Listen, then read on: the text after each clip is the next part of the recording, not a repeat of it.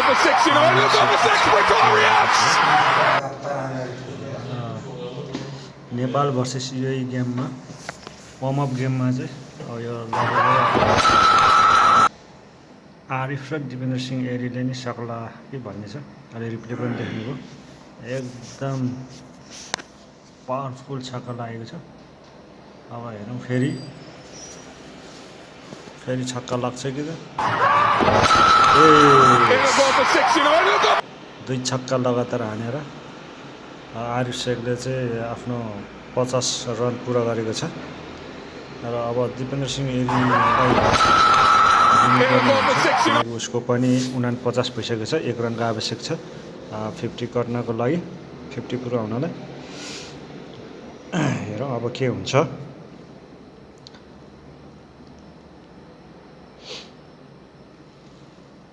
आरिफ शेख नै छ ब्याटिङमा,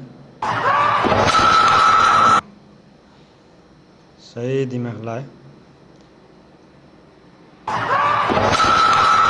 दिपेन्द्र सिंह एरीको पनि 50 रन पुरा भएको छ।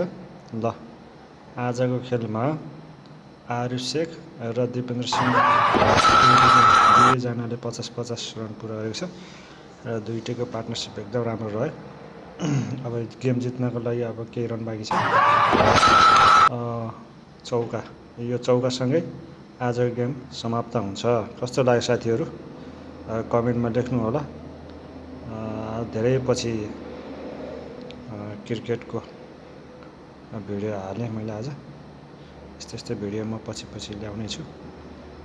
ल बधाई छ टिम नेपाललाई, शुभकामना छ। यस्तै गेम यसरी नै जित्दै जानु होला भन्ने शुभकामना।